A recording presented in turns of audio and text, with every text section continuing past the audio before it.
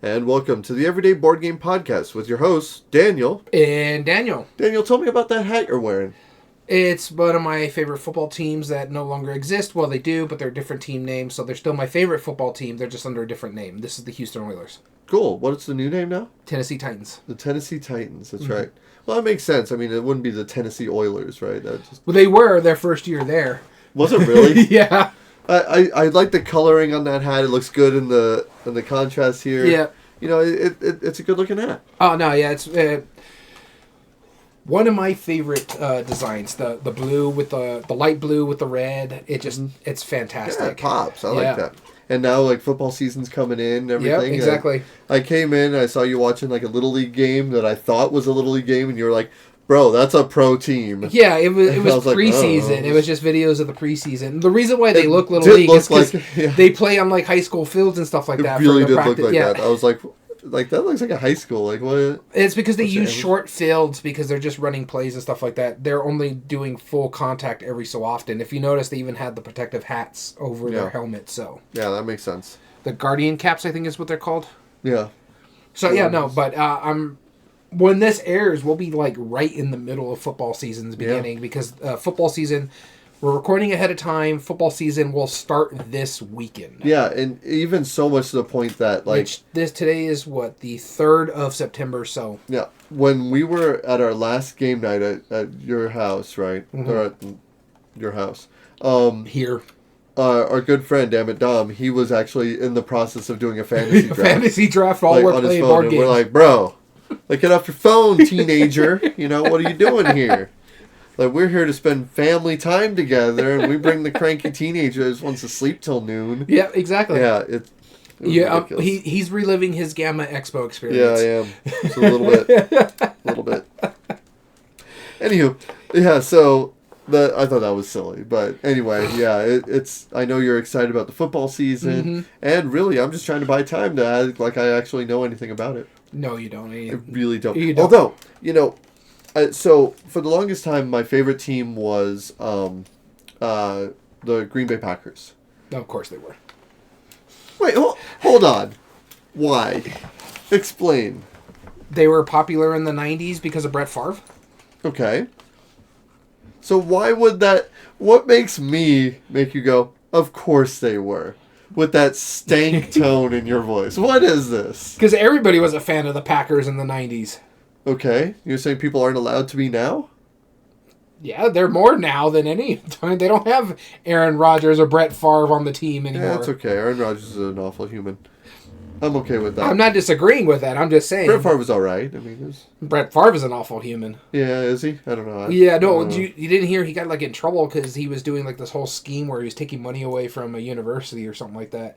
Who doesn't? No, but there was a whole thing about it too. So there was like a arrest and stuff like that. So for defrauding the state.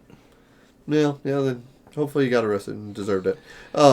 Anyway, the reason why. So back in the day, the reason why I rooted for the Packers is because I remember everyone was so hyped about football and I cared zero about it. And the type of person that I was the kind of person who would immediately go against whatever was opposing the popular thing. Mm-hmm. And what I mean by that is that since everyone was Cowboys fans here, I remember the first football season that I remember seeing was is it AFC or NFC that Cowboys and Packers are in? NFC.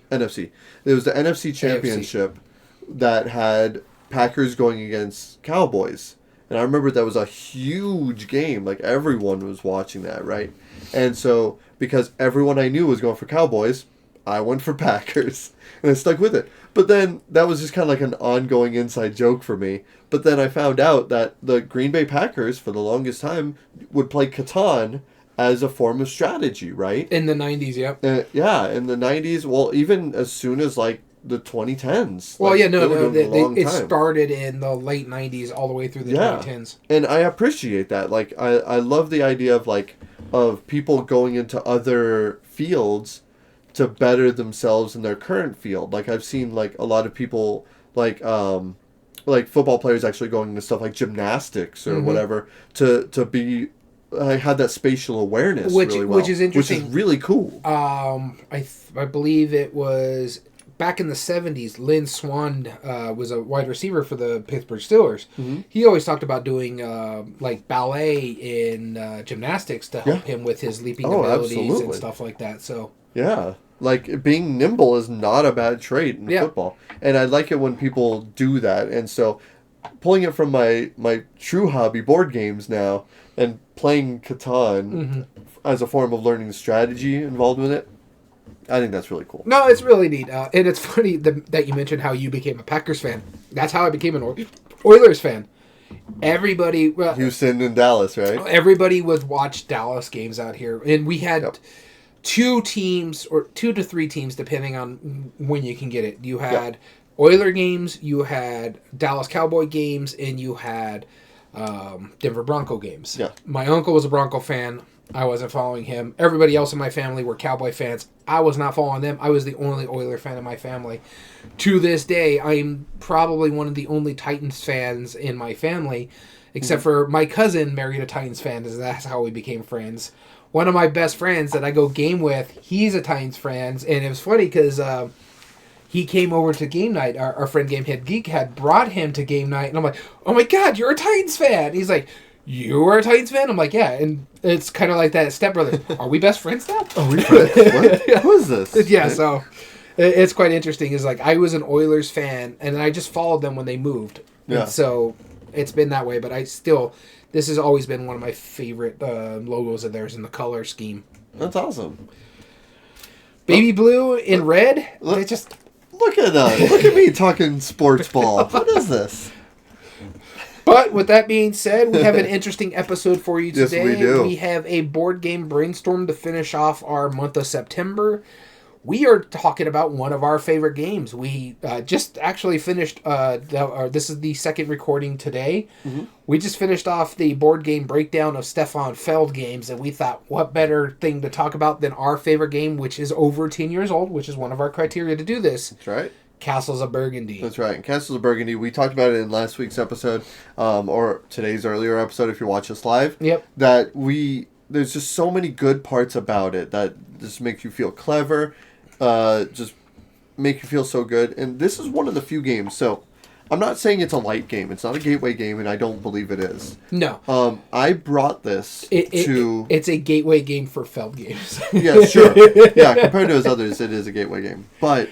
I remember I brought this because my brother he can play board games and he tends to appreciate them mostly, you know. Mm-hmm. He's not adverse to like difficult games, although he doesn't really play too many games, so like I'm not going to throw like a weight 4 at him, you know, whatever. But I brought it to show him, and a friend that he was living with decided, oh, can I play too? I'm like, sure, you know, like, that's fine. And I taught the two of them how to play it at the same time. One who just doesn't play games at all, and one who's, like, you know, more or less a seasoned gamer, but not, like, hardcore into it like we are. And that is the first time I've ever seen a game of that difficulty or weight that somebody who'd never got into board games just went, this is incredible, and bought a copy shortly after. That was their first game in their collection, was Castles of Burgundy. I believe it. And it's because it makes you feel so smart. And it's clever, just, yeah, you feel clever, and just the way, once you figure out how it works and what it can do, you're like, man, the choices are succinct, they're simple, yet there's so many options. Yeah. It's fun. Yeah. Yeah. It's one of my favorite games of all time. I think it was in my top 20 when we did our last top 100 games. Yep. It's always up there on mine. Yeah, it is a fantastic game. I really enjoy it. So, yeah, I'm glad to be talking about this. It's very interesting that we're doing it in September. Yeah. Yeah, well, I mean... I'm surprised it took us this long to do. It did. But that's okay, because we're going to give you some recommendations on... If you like what this does, then... we're going to give you some recommendations of other games. Even though it's a kind of hard list. We'll get more into that later. But yeah. Daniel, what have you been doing outside of gaming? So what's interesting about this, we are talking about that this is a double recording. We recorded a film earlier. The reason being is because of what I'm going to be doing outside of gaming is I'm going to be taking a Denver trip. My wife travels for her job. I've always told her, hey, if you get somewhere where it's drivable, I will drive you up there. She's got a job site in Denver. So I was like, okay, well, you're going to be gracious and help us take care of the dogs. We're going to go up to Denver. We're leaving on a Saturday because there's a few things I want to do while we're up there.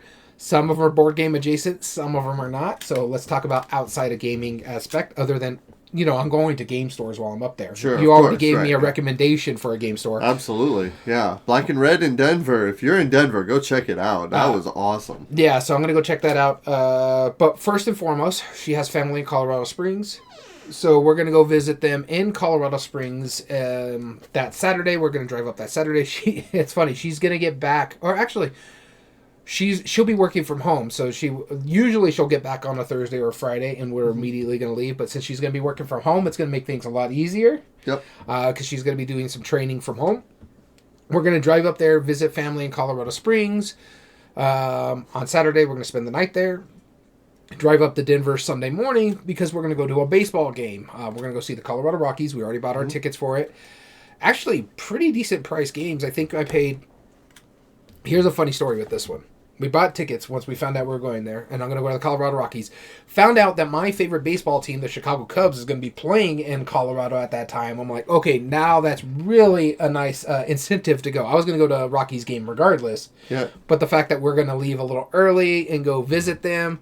it's going to be fantastic for me because I get to see my Cubs. Yep. But what's interesting about that aspect is when I was buying the tickets, I'd like to get close to the field. So I was looking at tickets that were in the 10th row, seats 1 and 2. They were going to cost me $180 per ticket, which would have been like $360 for the 2 tickets that I need to buy. Yeah. On a Sunday day game. So...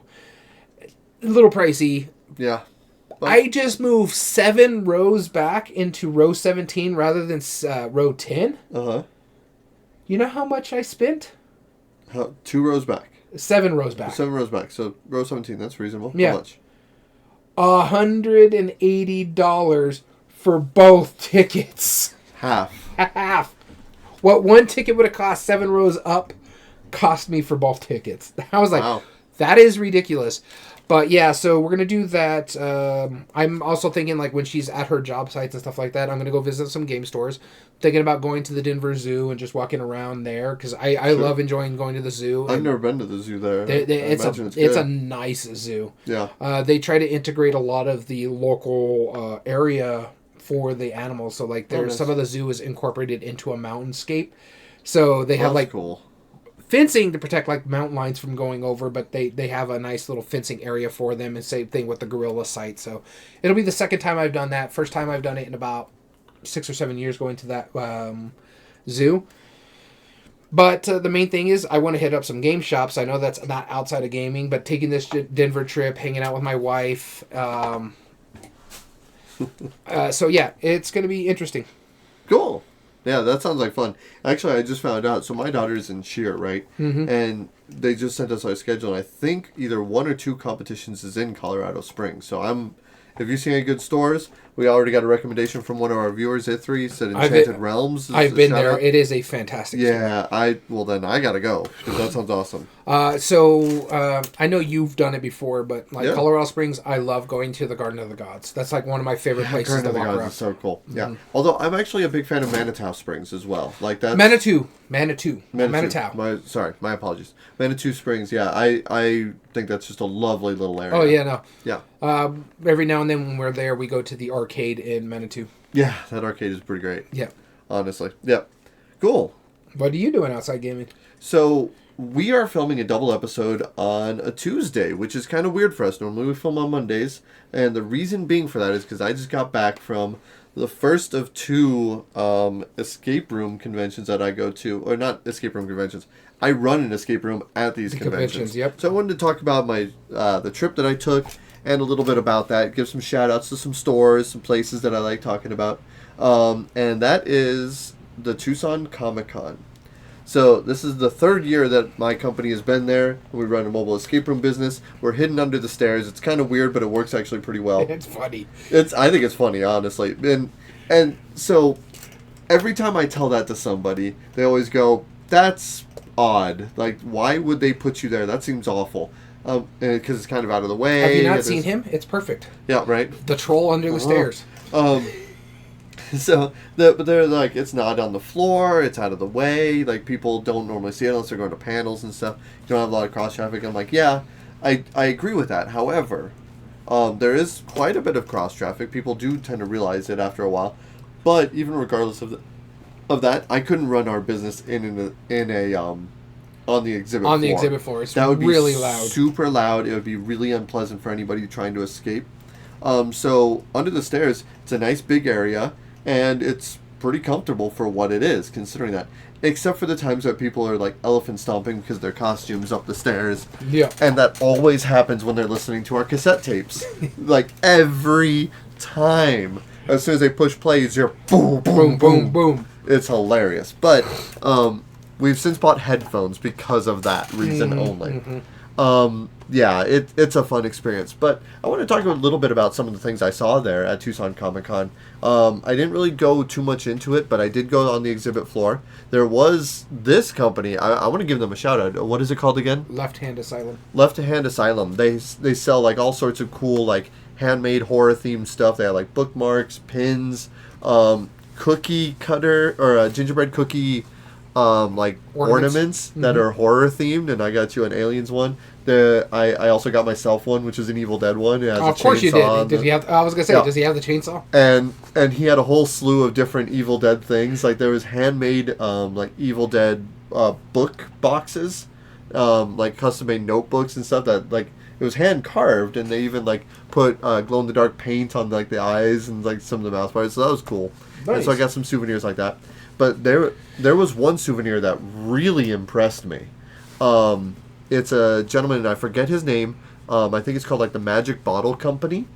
And so I went to talk with him because I walked down the aisle and I saw like these decks of cards. I was like, oh, that's kind of cool. Let's go see what those are. And what he does is he takes a deck of cards with really intricate, neat designs. Yeah. And he will hand carve with an X-Acto knife, cut out portions of the backs of the cards and the designs, and he does it for every single card, all 52, changing his X-Acto blade every 5 cards, because that's how much you need, and it spends about 8 hours for each deck of cards. He puts it back in the deck box and reseals it, and it has this beautiful 3D design to it that's not glued, it's not taped together, it's not molded or any kind. And each one is hand carved. So you imagine like a Spider-Man deck, right? Yeah. Like he has like the Spider-Man logo like expanding from it. And he'll do that with the face of cards too. Like he'll take like the Jack of Hearts, right? Yeah. And you have this 3D design made up of hand carved from the cards themselves. And they are absolutely stunning. And then on top of that, he does things called impossible bottles, where he takes the deck of cards and he puts it inside of a bottle where it's completely sealed. All the cards are still in there. He even cuts a little window in the cards or in the deck box so you can see all the cards inside of it. And he was saying that there's only like 20 to 25 people in the world know how to actually do that. That's crazy. And he's one of the people who does it. And so, of course, I was talking with him, and turns out he's an ex-magician. No, and now, makes sense. And he started making these custom decks for some of his magic friends and stuff like that. And they're like, dude, why don't you go to Comic-Cons? Like, get some of the superhero decks and the Willy Wonka decks and, like, all these different characters, Marvel, whatever, and bring them to Comic-Cons. You'd make gangbusters for it. And that would have been, if I bought one of the decks, which I'm still considering, that would have been the second most I've ever spent on a deck of cards. And I believe it. Which is a lot of money, by the way. Like that's just a really ridiculous amount of money. But they are absolutely gorgeous. So I just had to shout that out because that was just one of the coolest things I've seen. Did you get the bottle? And it's unique. I didn't get the bottle. I thought about it, but so I've actually done it before. I've actually was able to put a deck into a bottle before because I know generally how they do it and what they did, and I was able to do that. I wasn't able to put it back in the plastic like that. That's crazy. Like have it sealed off, but I did have a full deck stamped up, sealed, whatever, in a bottle before, and that was fun to say the least. It was difficult, but very fun. Nice. Anyway, that was a tangent. So that was cool, and they had a good gaming area, but two of my favorite stores were there. There was Isle of Games, which got to give them a shout out. Yep. And Tucson Games and Gadgets. They were out there. Most of their crew was there. A lot of the people who I got to meet and talk with, like when I was doing my demos at the store. Yeah. They're always super friendly. And I picked up a really silly game from them called Asteroid Dice. Hey, it's supposed to be outside of gaming. Good point. So, yeah, there's that. Okay, so, no, actually, I did do other things, too. This is one of the few cons that my family went with me. So, my wife and kids, they joined us, and they actually attended the con on that Saturday, and after, like, 4 hours, they were completely burnt out, and my wife came over and watched me as I was, like, doing the con. She was like, this is ridiculous that you do that, like, this consistently. I'm like, yeah, I know. But it helps getting paid for it, so that's cool. Yeah. But while I was there, I got to see my brother, who is one of the reasons I got into gaming. But he's always fun to hang out with. We hit up some thrift stores. That's always fun to go around. Hung out with his wife and all that stuff. But I also got to hang out with a good friend of mine. His name is Jonathan, and I've known him since like middle school. Good friend of mine. Mm-hmm. And him and his girlfriend and my brother and us four on my family, we all went to a Korean barbecue, which is the second time I've ever been.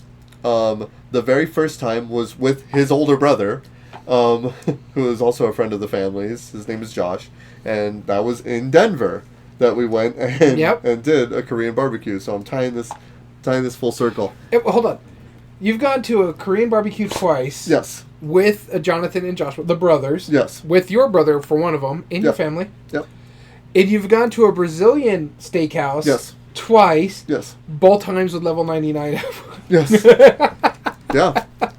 Yeah, exactly. Like it's on brand, right? Yeah. And both times have all been in different cities in these fancy things, right? Mm-hmm. And so, like my brother, he didn't know what he was going to get himself into. He was like, "What is this place?" I'm like, "It's just a really expensive restaurant, but it's all you can eat meat and all that stuff." And he was like, "Okay, well," and he was just expecting like a $20 meal or whatever. Yeah. And like when we got there, I was like, "No, this is really like."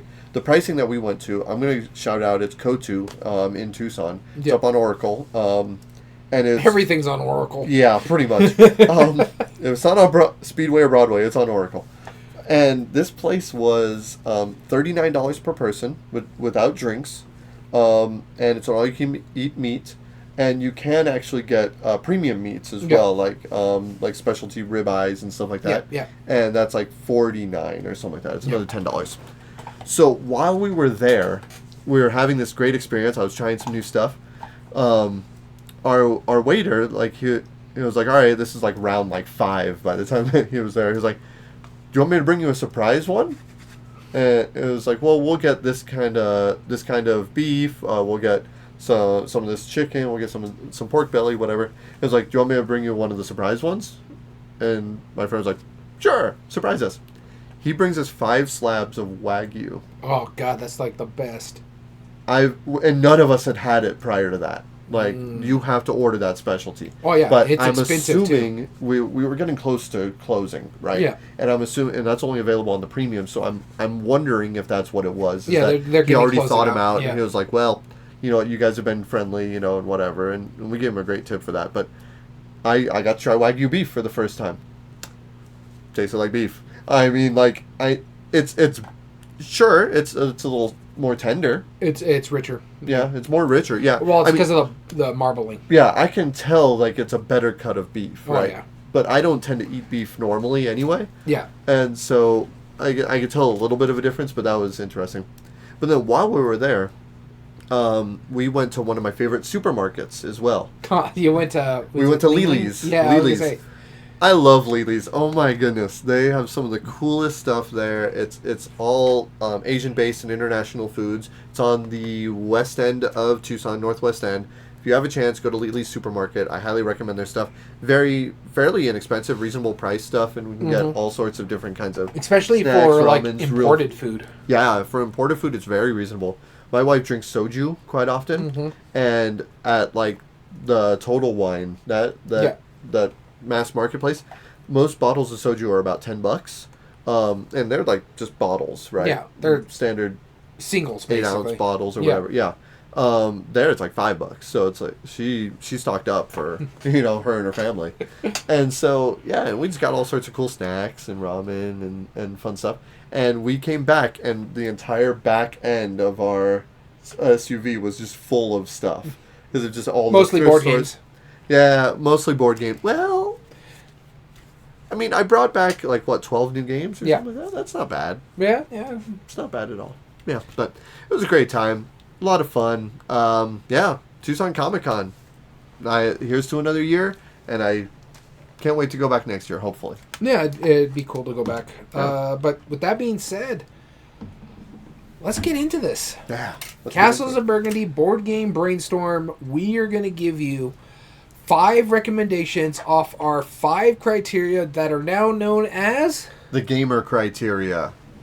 So yeah, we finally have changed it up and realized it spelled something. Yeah. It only took us how many years? A year per category. 1 year. Now that we've finally refined it to the 5 criteria, we realized it spelled a 5-letter word that was on brand. This is our G.A.M.E.R criteria. Criteria, huh? Criteria. I've heard of Criterion. Criteria, yeah.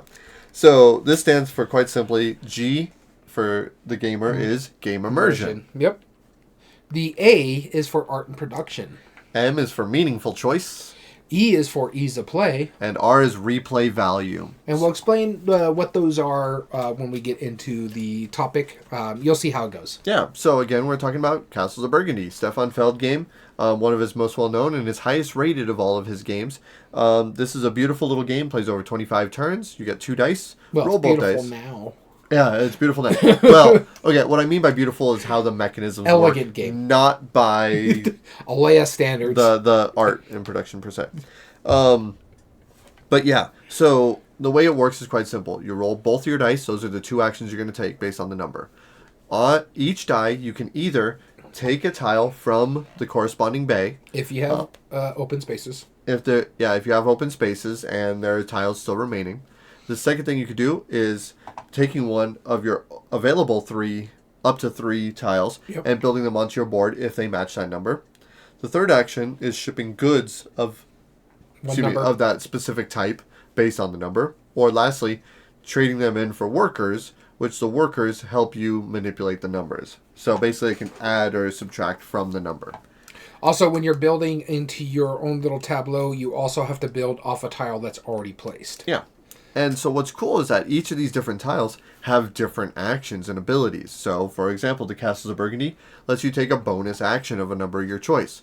The blue one lets you take good tiles and lets you change turn order. Mm-hmm. The yellow ones are normally during game abilities or end game victory points. Yep. The mines let you get silverlings, which the silverlings will let you buy bonus tiles. Mm-hmm. The green ones are different types of farm animals, and getting set collection, you can score more points. Yep. Then you have the gray tile, or tan tiles, which are buildings, which also have their own different types of bonuses as well. Yep. Which will normally let you either get additional tiles, build additional tiles, or get silverlings or points or whatever. Different. Or if you do a certain action, you can take a worker or something like that. Exactly. Or silver. Yeah.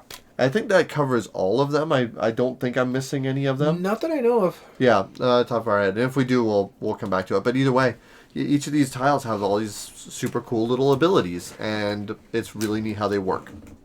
All right. We can honestly encourage it. You ready to go? Let's go. You want to flip the coin of doom? Here we go. The coin of doom. We're starting off with game immersion with Daniel. And game immersion means, is the game fun to lose? That's the main criteria for us.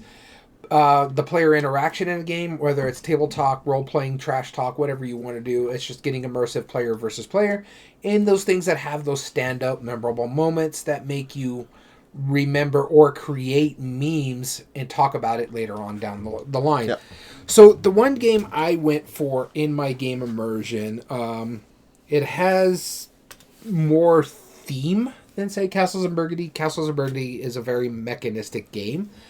It has dice placement in a sense, dice playing and how it works, which I really love. Gives a lot of good smart choices. It is a fantastic game, and my pick is The Red Cathedral from G.A.M.E.R. Yeah, that's a good one. Especially when it came into the game immersion, because you feel a lot more thematic than, I'm building off the countryside and stuff like that. Oh. This one, I am doing the building of the cathedral. And the reason why I put it in this one is because of the memorable moments action. Because there's a point into the game when you're building part of the cathedral where you punish another player if they don't build the lower section below you. Yep. And so it's basically in the rulebook, it says the Tsar is yelling at you and reprimanding you for not finishing your work quick enough. And so I like that aspect of the game. I love the dice rondelle, which you're going to be moving dice and you're going to take the action where the dice land based on the number of dice in that section. Or you're taking the dice off the section, if I remember correctly, and firing off your special action. Fantastic game. A lot of meaningful choice in there, so it could have fit in the meaningful choice aspect for me as well. But it's fun to lose. I have a blast every time I play it. I love that little bit of player interaction. And like I said, I love that memorable moments where someone's like, no, don't build it. Oh, God, I got to hurry up and get my resources before you build that or else I'm going to get punished. That kind of aspect. So I do love it. And so my pick was The Red Cathedral. All right, so for game immersion, we're definitely not claiming that Castles of Burgundy is thematic. It's vaguely European-esque. Vaguely. So I picked another game that is also vaguely European-esque. But what you do is, since you're building your own board in Castles of Burgundy, and you get to use these combinations of actions which lets you build up in clever ways, I wanted something that lets you have a little bit of simple, how do I describe it? Like engine building in a way, right? Your action will determine what kind of engine you build. Now, not saying this is engine building, but it is action selection. This is Concordia. Is the one I picked for this. I was on my short list on one of these. Yeah, it's vaguely European. Yeah. And that's about the comparison. But all of the different actions are... They're so unique in both of those games that I feel like you can really just sink your teeth into just trying, can I try this game? Let me try it weighing heavy on this game.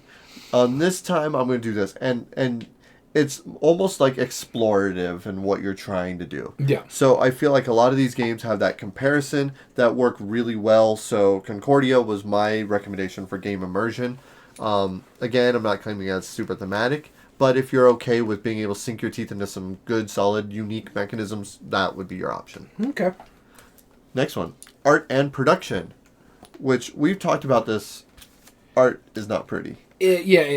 Well, unless you're talking about the newer edition, which recently came out from Awakened Realms, they did a heck of a job on that one. Another caveat before we didn't talk about before we started this. Yes. I personally made the decision to not recommend another Stefan Feld game. And so that's what I'm going on this one. So when we're talking about art and production, though, we're talking about the art, of course, the pieces and components, as well as the graphic design. Is it very readable? And we're talking about the Alea version, so the graphic design is iffy for us both being colorblind. And I wanted to talk about a game that kind of falls in this category. Now, the colorblindness, it's more friendly than the Alea version of Castles of Burgundy, but not as friendly. Right. So my pick here is a fantastic dice game that has a lot of color in it. Incus and Marcus Brand, Rajas of the Ganges. Okay. I find the art fantastic in this game. Yep. I wanted to stick to like that point salady feel you get in a lot of these games, and you can get your points in many different ways in this game. That's what I like about it. You have the using of the dice to move yourself up a river, or doing a plethora of the other actions in this game. It's been a while since I played it, but there is so many things you can do in this game, and you have a chance of winning no matter what you're concentrating on. Yep. But it's colorful. The art is fantastic. The component quality is through the roof. Who did this one? I can't remember. Rahaza, is it R&R? R&R, yeah, R&R. They did, and Hutch. R&R and Hutch. They did a fantastic version of this game. The graphic design is readable. It's slightly better colorblind friendly than, say, Castles of Burgundy, but not by much. But I love this game. I think it's fantastic, and so I went with Rajas of the Ganges. And before we continue, I want to give a shout out real quick because we forgot to do this. We're going to do this in between our segments, but we want to do it right now. I'm pausing us right now. Our friend at Three's in the chat right now because we want to give a shout out to Level 99 Games. They just launched their Kickstarter for Spooktacular. Mm-hmm. Here is our non-sponsored advertisement because we love these guys. We love what they do. We haven't even played Spooktacular. No. We're going purely by what we understand of what these guys stand for and the little tidbit of information that they've told me last time I visited. Spooktacular just looks really fun. Yes, when this airs on the YouTube side as well as the audio side, you'll have a couple days. It's on Kickstarter right now, so go check it out. Yep. And support our friends over at Level 99. Yes, please give them your support by backing their game. They don't pay us to say this. We do this because we love them. All right. My art and production. So, I went with the Alea version as well. I don't think it's pretty. It's vaguely useful, but the colors don't help. It's fine enough where you can do it in good lighting. It's fine. But what it really is made up is a lot of cardboard tiles, right? And some wooden bits, and mostly unthematic pieces. And dice. So I have a game that has all of those. And again, it feels a little similar, but what I like about this is it doesn't need a lot to be good. Yeah. And this game is Istanbul. I chose Istanbul because it is also made up of the tiles. The board is made of the tiles.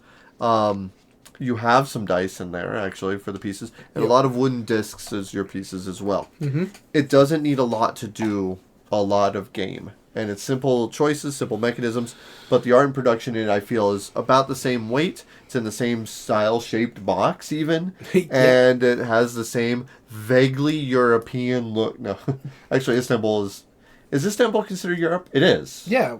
Yeah, Istanbul is considered Europe. Yeah. So vaguely European theming going on to it. Istanbul is my pick for art and production. Shortlist, I thought about Targi, though. Targi was on my short list as well. Yeah. I was thinking about it for a little bit. Yeah. But to me, it's more of worker placement than anything else. Yeah. Exactly. All right, let's go into meaningful choice. Okay, still with me. When we're talking about meaningful choice, we're talking about impact on other players as you're playing the game, the depth of strategy, tactics, or skills in the game, as well as do arbitrary choices or AP make an impact on the game negatively. Yep. And so for me, I actually had to take the game off when I realized there's another game that gives you that point salad-y feel with a lot more choice variety. So originally I had Lorenzo El Magnifico. Oh, okay. But then I remembered a game by looking at my game shelves over here, and I'm like, nope, never mind. That one fits meaningful choice much more better on this aspect. When we're talking about Stefan Feld, we're talking about a prolific designer who everybody pretty much loves. I decided I wanted to get another prolific designer who pretty much everybody loves that has a point salad game, a fantastic point salad game, and has a lot of meaningful choice how simple this game is. And I chose Mille Fiori from Reiner Knizia. Okay, yeah. I can see that. Because of the draftingness of it, you have to be smart of your drafting of the game. Yeah. One really big proper thing about Mille Fiori, it cannot lead to a lot of AP because you're just moving those cards around. Yeah. The only time it really gets into that AP aspect is if you're playing like a 3 or 4 player game, it's like, oh, I should take this card away from that guy over there, but I'm going to make you decide if you're going to take that card away or not. And that sort of thing. I love the point salad aspect of it. No matter what you're doing, you're going to score something. Castles of Burgundy, no matter what you're doing, you're going to score something. I love that aspect. Mille Fiori brings that out a lot. A lot of great choices. The component quality is really nice on this one as well. This is, I think, my second De-Veer game on this list now that I realize it. Yep. I love this game. So Mille Fiori is my meaningful choice. Cool. Awesome. The one I wanted to talk about, meaningful choice. So this is effectively a dice drafting game. And the way this game works is really ingenious. I love the dice system is that on Castles of Burgundy, the number has so many different functions of what you can use it for. In this game, it also does the same. The symbol that you roll is also multifunctional, but also the color of the die helps decide stuff. And when you draft that color of dice, whatever is remaining potentially affects every player, and that's something to think about. This is Pioneer Days by TMG. Yeah, and this was the first one I put on my list because as soon as I thought about that dice drafting mechanism, I was like, wow.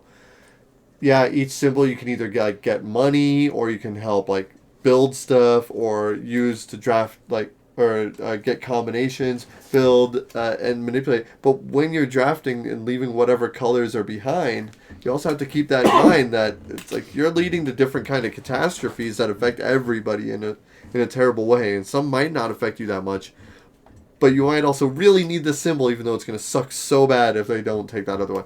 I love that meaningful choice that's involved in it, and that give and take, and it's just, there's very few games that are in my collection that I feel have that very clever dice options, where there's a lot of meaningful choice in the dice manipulation its own, but then also has ways to affect other players. Yeah. Like, I might take a tile from this 6, even though I can still build one with the 6. I might wait a little bit longer just to keep you from getting it, right? And I have that universal effect on everybody by how I'm using my dice effectively. Pioneer Days is just one of my favorite Euro games, and I feel like it really enriches the theme and how it works.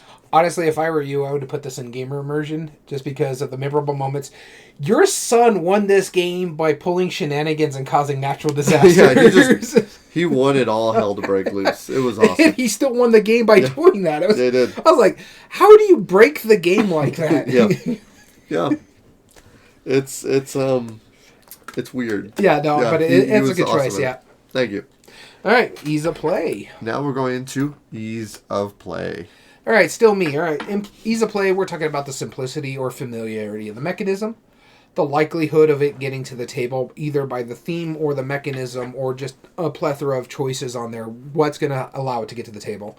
And is it easy to learn, understand, and or teach this game? And so for me, I had to hit the nail on the head in a sense here. And so my ease of play choice is point salad because it's a point salad game. Specifically, the one I like the most is the EV version, which I have, I think, somewhere over here. It's a fun little card game. It's a simplistic rules. It's one of the easiest games I've had to teach. And what I like about it is because it is that. It's a point salad. You're either drafting 2 salad pieces, or if you're playing the EV version, an evolution version, or you're drafting one, because it's 3 stacks, or you're drafting 1 scorecard that basically is going to help you score your points at the end of the game. It's basically a little pun on the aspect of a point salad game, but it is a fantastic, simple game. And if I'm going to introduce point salad-y-esque games to people, I'm going to choose point salad for them to play. I really do like the EV version aspect of this, though you have to get translation copies of things because it's in Korean. But yeah, Point Salad is fantastic. Point City is a nice little follow-up of this one. AEG really hit a really good game after this one. Yeah, they did. Okay. The one I picked, so this is the one that's a little odd in comparison, but hear me out on this, because when I describe, or when I teach Castles of Burgundy to people, I've always found that while the core mechanisms are simple, there is a pretty tight learning curve, right? At first, like, you bring it out, it's intimidating, right? Because there's a lot of moving pieces. And then when you tell them, it's like, oh yeah, well, there's 6 different types of tiles or 7 different types of tiles, and they all work different ways. Oh, by the way, every brown tile, like, there's multiple of each buildings, those all work differently. And every yellow tile is completely unique. Yeah, it's like that's daunting, right? Yeah, and you're always having to reference it unless you start memorizing things, and you have to play it multiple times to do that. Exactly, and so really that multiple play is kind of where it goes. Like, while you'll be able to get the mechanisms on the first play, because in Castles of Burgundy you really only have 4 choices per die, right? And that's really your only options: is manipulate, or take a tile, or buy a tile, place a tile, or ship some tiles, right? Yeah. That's really all it is. But then what it comes down to is the nuances of what those actions lead to you doing. So I found a game that I feel in on your turn, you just choose a single spot, and then you just take the actions, which lets you either use cards, play cards, discard things. But then, since every card is completely different, and the way you have to manipulate things for your specific goals is totally different, I felt the only way I can describe ease of play, knowing that it had that tough of a learning curve, but then its core is that simple, is Disney Villainous. Again, I'm trying to justify why I'm doing it, but I think that's a pretty sound reason, right? It looks daunting at first, and there is a kind of a hard learning curve, but once you understand the core actions and functionally what they do, then throughout the games you're sitting there going, okay, how does this affect me?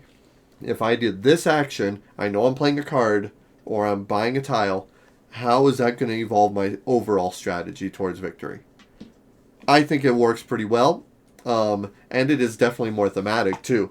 So, because I don't think Castles of Burgundy is necessarily an easy game to learn, it is comparatively to Stefan Feld, and it is more difficult than most other Prospero Hall games, but along with that line, that's where I was going with. So, I feel like I've justified myself enough.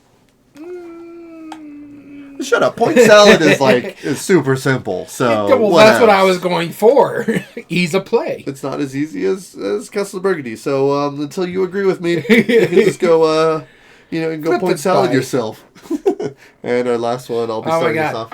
Finally, replay value breaks down into the length of time and scaling well, the minimum number of plays for the full experience, and expandability considering any existing expansions up to one possible future expansion, or ones confirmed by designer or publisher.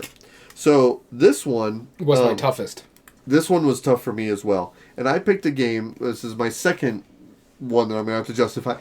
No, Don't feel bad, I have to justify my pick too, so. Yeah. So minimum number of plays, while you're going to see a lot of the tiles and you're going to know a lot of the function of what it does, the way you build up your engine in Castles of Burgundy is really unique, and there's a lot of ways to maneuver that. You're going to get a little bit of something, or you're going to get a lot of one specific type, and they all interact in different ways. And sometimes it makes you feel really clever when you do that. So even though you're effectively playing the same thing every game, there are ways where you could be like, oh, I never realized how well this part works with this. Now I'm going to expand on that. So I found a game, and I wanted to have a Phil Walker Harding game in here that did that. I tried. Couldn't get one. Well, the only one I could compare it to was Gizmos. And I feel like Gizmos does that, right? Yeah. At its core, you take a marble, and that marble will decide what you do that turn. Or, if you want to build something instead of taking the marble, you just build the marble, or build a machine. But building stuff, if you have Gizmos previously built, building something might actually let you get a marble in return, which might let you also get a random marble, which combos effects from there. And so you see a lot of these things where, like, in Castles of Burgundy, it's like, well, I'm going to get this tile, which will let me build another tile, which will fill in this section, which will score me a lot of points because I bonused it in this way, right? Mm-hmm. Whereas Gizmos does that same aspect. It's like, well, I'm going to pull a marble, which will let me do this free action, which will let me do this, and therefore I just got a heap of points because I just was clever in my engine building. So I felt replay value, while it does not have any real expansions, it has like one mini expansion, and Castles of Burgundy has like 10 board expansions and some few extra tiles and stuff. And then the most recent one had the vineyards. Yeah, and so while that aspect, it's not as replayable expansion-wise, I feel like function-wise, you're going to get a lot of games per base game. Like, you're going to be playing them almost as many times and still seeing some new stuff. Yeah, I don't... This is much more justifiable than Villainous, in all honesty. Well, same with Point Salad, so go on. All right, so my replay value... this one I had to... it was a tough one for me. Mm-hmm. I needed something that gave you a little Point Salad-y feel, that the Castles of Burgundy do. I want something that had multiple expansions, which this one does have 2 or 3, I believe. Mm-hmm. I needed something, when I talk about point salad aspects, I want something to give you multiple paths to victory. So I had to follow that aspect. And so earlier I had 2 G.A.M.E.R games, and now I have 2 Inca and Marcus Brand games. And so my replay value pick here is Lost Ruins of Arnak. It has worker placement. It has deck building, which is different. That's not Mark and Inka's brand. I thought that was Marcus and Inka's brand. It's another couple. Really? Who is it? They're lesser known, but yeah, I'll pull that up while you talk, but it's not Mark and Inka's brand. Nah, I think you're wrong. You want to put money on it? So, anyways, Lost Ruins of Arnak. It does have multiple expansions. It has a solo expansion now. Plus, it has my personal favorite of the expansions, the asymmetry of it, because it gives you like something else to play for. It's worker placement, deck building. Elwyn and Min. Elwyn and Min. Okay, sorry, I was wrong. I thought it was Incas and Marcus brand, but CGE. It feels like it. Yeah, it really does because of the multiple paths to victory. The one time I won this game, I was just strictly following that one path with some of the expansions, which is like the book and magnifying glass, going up that track. Mm-hmm. With the multiple expansions now, that's not the only path to victory. You can win by fighting the monsters because they get you a lot of points. There is a lot of victory aspects to this game. The point salad fill that you get from Castles of Burgundy. Yeah. What I really like about this too is we've talked about it at the beginning of this. Castles of Burgundy make you feel clever when you get that fine combo that works. Okay, if I do this and I do this and I spend these resources and I'm allowed to do this, but now I go up this track because I went up this track. It gives me this resource that I can spend on my next turn. You do feel clever when you chain those abilities so your next 2-3 moves really sing with each other, and I love that aspect. Or you build it up where I'm like, okay, now I can spend this card to allow me to go to this section over here. Oh, by the way, that monster is there, but now I can fight it on this next turn, which gives me the points. And now I got a special ability aspect of that aspect for that ability. I really like how it just boom, boom, boom, boom, boom, and starts cascading. But I also like the fact that it becomes decreasing as you're going in each round, so you get more magical items that only give you like a one-time use aspect, compared to regular items that can help you throughout the game and stuff like that. Because you have to spend more resources when you go into like the magical items. So I do like the fact that it ramps up for you as well. Moving up the tracks, the variability of the boards. So for me, replay value was Lost Ruins of Arnak.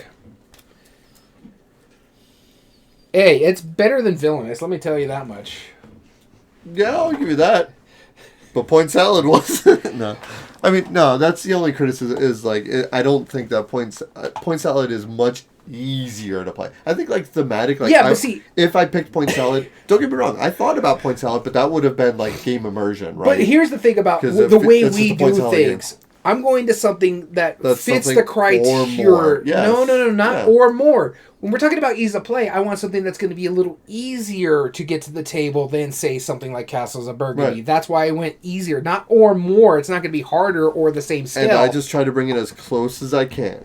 Hone it in. Because if you like the amount of ease of play, which is not as easy to play for that, then I try to find another game that gives you the same amount of ease of play. Our brains work differently. Right. I wanted to take something that Castles of Burgundy would be daunting to my grandmother. I can take Point Salad and she'll have an easier time of playing that and still get that same feel. Right. So I'm going for gamers who like that weight. Yeah, but I'm not just thinking about other gamers. I'm thinking about trying to get more gamers into the hobby. Well, that's why I'm recommending. Based on that criteria. You're just trying to disregard my criteria because you can't justify Villainous. No, I did justify Villainous. No, you did not. I'm trying to throw you under the bus for critiquing my justifications, sir. Well, let us know what you think in the comments down below. Who was right and who was wrong. I know number 2 is wrong. Yeah, sure. All right, tell us your thoughts in the comments, please. That's why he's number 2. Mr. Point Salad. It's like, you like Twilight Imperium? You know what you should play? Zombie dice. Let me tell you, it's easier. That's better. Like, whatever. Martian dice. Sorry, it's in space. I was going to say, at least it's in space. That works better. What kind of shenanigans? And F3. I will come to Albuquerque right now and fight you, sir. All right. F3 put anybody that rips Villainous can't be right. So there we go. Number 2 was wrong. I will rip Villainous so much now. Just every time you're on the podcast, I'm going to rip it. Like, what's funny, I now own all Villainous. I own the Disney, the Star Wars, and the Marvel. I own all the Disney, yeah, but that's pretty impressive. All right, tell us what you think. If you ever want to reach out to us directly, you can email us at everydayboardgames2020@gmail.com. whether that is to tell us about future ideas for episodes, just to say hello, or enter in possible future contests. Again, why do you keep looking up there? Enter in future contests. Again, everydayboardgames2020@gmail.com. Also, we have an Instagram, instagram.com/everydayboardgames, where we try to post all the games that we've been playing and some humorous little bits of skits or whatever we end up doing. All right, as well as all video re-uploads in our reviews are found on YouTube under youtube.com/@everydayboardgames. And if you like what we do, there are 3 things you can do to help us grow on that platform. Subscribe if you're not, like the video, and comment down below and tell us your thoughts on the subject. If you want to join us, tell us why number 2 is wrong. If you want to join us on a live taping, you certainly can as well. We film our episodes on twitch.tv/everydayboardgames, and we stream them live every week. We love live commentary. Except for this last comment. No, I jest. I love E3. He's a good guy. So, join us on twitch.tv/everydayboardgames. And join in on the conversation and tell Daniel why he's wrong. Number 2. Remember, number 2. Number 1. All right. All audio versions can be found on most podcast platforms under Everyday Board Games Podcast. This includes Spotify, Amazon Music, Podbean, and Apple. So we want to thank you so much for tuning in. As always, I've been your host, Daniel. And I've been your host, Daniel. And we want to thank you for listening to Everyday Board Games. And remember, every day is a good day for board gaming.